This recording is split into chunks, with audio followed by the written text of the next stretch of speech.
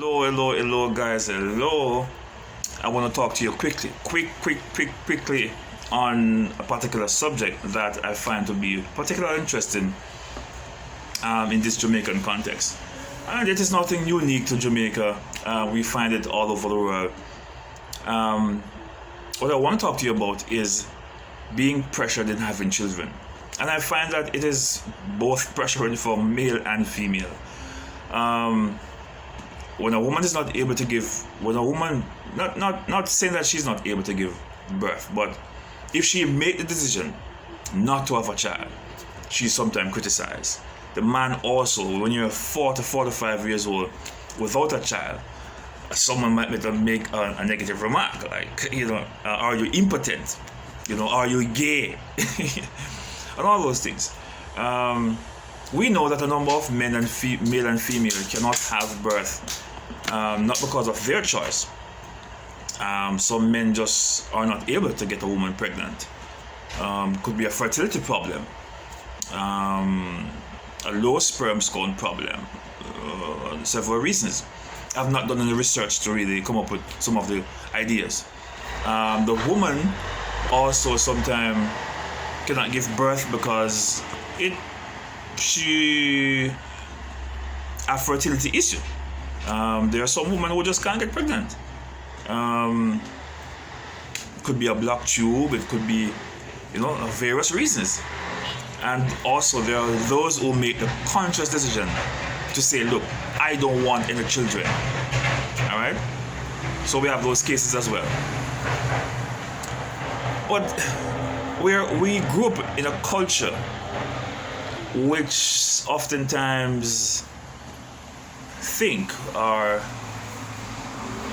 we classify the family to be successful if there's a child in the relationship, if it was a marriage or just a common law relationship. We use children to validate how good or how bad the relationship is, or successful the relationship is going to be, or productive the relationship has been or will be. It is a part of our culture that when people get together, they're going to have children. And some people try to have children as early as they can, because it's a part of the culture that you have children. Some women would just want to get pregnant. Sometimes not really for the right person or not for the person they're going into a long-term relationship with, but it's okay because she wants to have her baby. Some man also finished high school, probably not even working, probably don't even have a college degree. Just saying to himself, my youth, I want to have a child. Just because he sees his friend having children. And those are not the right reasons, though. They're not the right reasons. You should not just want a child because you think it is time to have a child. If it happened early in your life, that's okay. But I don't think your main objective should be to say, oh, I'm 25 years old, I need to have a child now. And sometimes we have those children with persons who we know it is not going to be a long-term relationship. But because we feel pressured as people within the society to say, look, I'm of this age now, I'm expected to have a child. I think we have to be careful. We have to be careful because a number of times we see where persons go ahead and have children and they're just not ready. Psychologically and financially, they are not ready. There are persons who, could wait a little longer. It's not like a child is good in a way. You could wait a little bit longer. Not saying you should have everything before you have a child, because I see where some people are saying,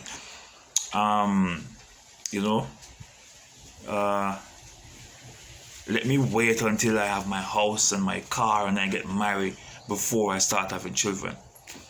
Nothing is wrong with that, but you have to be careful because you have to remember that the time is also against you. Or sure are you that you're going to have the house and the car and the money before you reach certain age? There are some persons who never own a house until they're 50 years old. There are some persons who never reach financial stability until they're in their 50s, 40s. Do you want to wait that long? Ask yourself those questions. Particularly for the woman, we know the biological clock is against women more than men. A woman might reach menopause in her 40s. I've heard of menopause in 30s. And I heard that the less you get pregnant, the faster you go into menopause. I'm not sure if that is true. I'm just saying what I heard. I've not done any studies as yet either. But I heard that if the woman get pregnant frequently, then it kind of retain the amount of egg that our body is going to produce, as if your body have a number of eggs to release. And if you have children, the more frequent you have children, the less of those eggs your body will produce and use up. Versus a woman who doesn't have any children and she just keep on having menstruation, and all her eggs are used up and she goes into menopause. I've heard those arguments before. I'm not 100% sure of how factual that information is. So the biological clock is against the woman more so than against the man, because we have seen where male get woman pregnant at 60 years old. And I've not really heard of a woman getting pregnant at 60 years old. Usually when you see a woman get pregnant in her 40s going close to 50, they always call it a miracle baby. But I've heard of situation where in the Middle East, they focus, particularly in the Muslim religion, they focus on having their children early. I read an essay, I think I read an essay a few months ago, which the writer was talking about the fact that Muslims are going to outnumber Christians because Muslims focus on having a certain amount of children from early, while Christians focus on having children at a later date. That was an argument, that was just a thesis. It was just an argument, an hypothesis. You could call it a thesis, really. A thesis statement. Could be factual. I have not done the research. I'm not in a position to say that. All right? I'm just bringing the argument to you. But we grew up in a society where the success or failure of our relationship seems to be hinged on the children that we have. The fact, or ability to have children, I should say. And that could be negative. It could be negative because it is pressuring those who can't have children or wish not to have children as yet. What about those who wish not to have children any at all? Are those persons evil? Are those persons non-productive? That's the question we need to ask ourselves as well. What about those persons who are saying that I don't want to have children? It could be for more than one reason. There are some persons who probably have a particular sickness and said, look, I'm not going to get pregnant because I don't want this to happen. It could be that the person had a bad experience as a child, and they said that, look, I'm not going to put a child through this, even though they do not know if a child is going to experience that, but based on the past experience, Yeah, so I see where person have said that, look, I went through this bad situation as a child and I am not going to have children and allow them to go through that. And that's an unfair statement though, because you're not going to make your child go through that. So why would you say that? And why would you think that your child is going to go through the same thing that you went through? That is not really a logical argument to me. But it is factual that some persons say that I was abused and I'm not going to have children and let them go through that, I would not say that. I went through rough times as a boy growing up.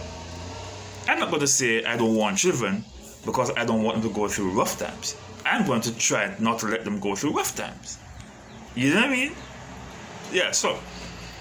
And then again, you never know. It might just happen that they go through rough times.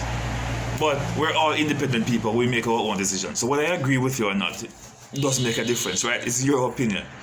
And I try to respect person's opinion once it is ethical. I don't want to leave it hanging like that about I respect person's opinion full stop. No.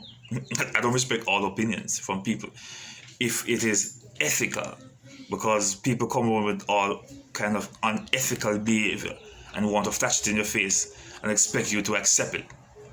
I don't, all right? So I respect your decision if it is ethical, if what you're doing is morally just, all right? All right. So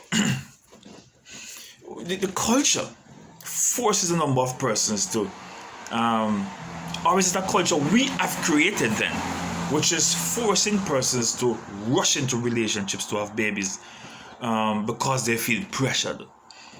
And there are a number of persons who feel as if their relationship is not going anywhere if there is not a child in the relationship. And I think that, to me, is just based on culture. It is based. I don't see anything unethical.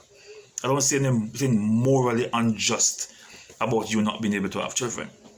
I don't see anything bad and cruel or wicked about you deciding that I don't want any children. You know, I think that's a decision that someone can make, and that should be okay if the person decided that I don't want to have any children. I'm not sure if God is upset with that. That is something that a person and God will have to work out. But I've not seen it in Scripture where God is angry at someone for saying, I'm okay. I don't want any children. I'm okay. I just live with my husband or live with my wife and be respectful to God, and I should be okay. I'm not seeing in Scripture where that was against, God was angry with that. You know, so based on the fact that I have not seen it in Scripture, I'm saying that maybe God is not upset if someone would say, I don't want to have children, you know, for whatever reason. Alright? But you still love children. You still care for children. Some people would adapt. Some people will take care of their relatives. Like, for example, their niece or their nephews. Some people use their money to help them through school and all of that, even though they do not want any of their own. You know?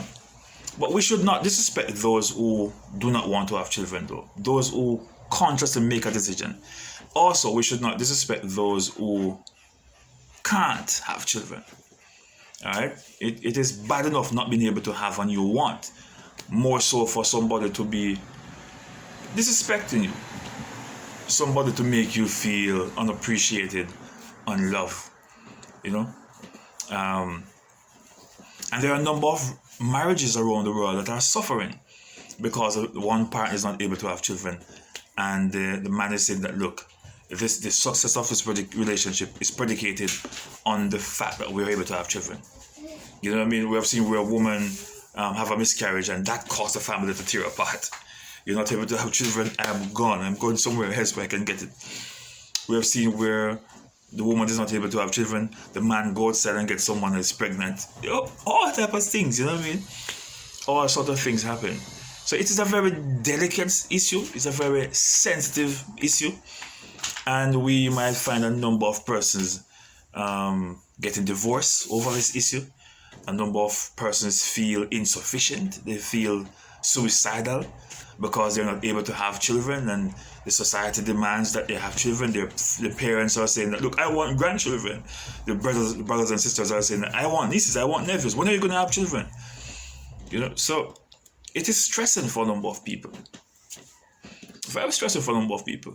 But as usual, as I said, you know, if you are offended by this material, I do apologize if I have mentioned anything that resonates or evoked any hurt within you. You have to relive anything bad based on what I have said. Reach out to me. Let me know. All right, my email address, Barrington Thompson Senior at yahoo.com, BARRINGTON at yahoo.com. Let us talk. We can have a conversation. And you can share with me your knowledge and your experience. And I can also get a chance to learn from you. God bless.